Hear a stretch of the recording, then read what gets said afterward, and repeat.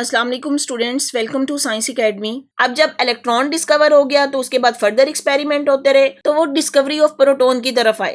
अब प्रोटॉन की डिस्कवरी के लिए भी साइंटिस्ट ने डिफरेंट एक्सपेरिमेंट किए। उसमें जो साइंटिस्ट था ई गोल्डस्टेन, 1886 में इसने प्रोटॉन डिस्कवर किया। अब उसने भी उसी तरह गैस डिस्चार्ज ट्यूब में एक्सपेरिमेंट किया। यहाँ पे जो इसने एक्सपेरिमेंट किया, इसी तरह इलेक्ट्रोड लिए, उनको हाई वोल्टेज दिया और इसके अंदर वैक्यूम क्रिएट किया। लेकिन यहाँ पे इसने क्या किया कि ये जो कैथोड था इसके अंदर परफोरेटेड कैथोड लिया। परफोरेटेड का मतलब होता है कि उसके अंदर सुराख थे। अब यहाँ पे जब उसने एक्सपेरिमेंट किया, जो भी गैस इसके अंदर फिल की गई थी, जब हाई वोल्टेज अप्लाई किया गया तो गैस आयोनाइज हुई। गैस आयोनाइज हुई तो इसमें कुछ रेज बनी, लेकिन ये जो बनने वाली रेज थी ये कैथोड की तरफ मूव की। अब हमें पता है कि कैथोड के ऊपर नेगेटिव चार्ज है, तो रेज अगर कैथोड की तरफ मूव कर रही है तो इसका मतलब है उन रेज के ऊपर कोई पॉजिटिव चार्ज है। The presence of positively charged particle in an atom had been first observed by E. Goldstein in 1886. It was based on the concept that atoms are electrically neutral, having the same number of positive and negative charge. अब क्योंकि electron discover हो चुका था तो proton की discovery भी, क्योंकि किसी भी एटम में नंबर ऑफ इलेक्ट्रॉन और नंबर ऑफ प्रोटॉन इसमें सेम होते हैं। He performed a series of experiments with a gas discharge tube having a perforated cathode. यहाँ पे जो डिफरेंस उसने किया, perforated cathode लिया। A new type of ray were produced from the anode which moved toward the cathode. He called these rays as the canal rays or anode rays. तो यहाँ पे जो रेस प्रोड्यूस हुई उसने उनको कैनाल रेस या anode rays का नाम दिया। कैनाल रेस क्यों कह रहे हैं? क्योंकि ये इन परफोरेटेड या इस परफोरेशन में से गुजर गई, और क्योंकि वो एनोड से प्रोड्यूस हुई थी इसलिए उनको एनोड रेस का नाम दे दिया गया।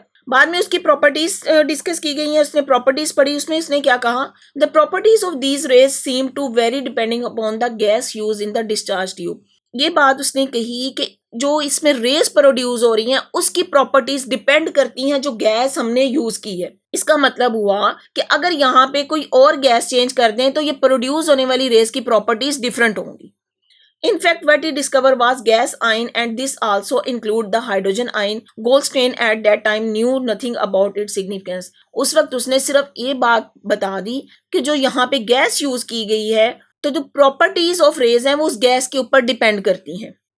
In 1917, Rutherford performed experiments which proved that the hydrogen nucleus is present in other nuclei. Rutherford thought that a hydrogen nucleus or a proton must be fundamental building block of all the nuclei and also possibly a few new fundamental particle as well. अब क्योंकि experiment उस पे होते गए, Goldstein ने एक दफा canal race का या पॉजिटिव रेस का कंसेप्ट दे दिया और ये भी बता दिया कि इन पॉजिटिव रे की कैरेक्टरिस्टिक डिपेंड करती है गैस के ऊपर।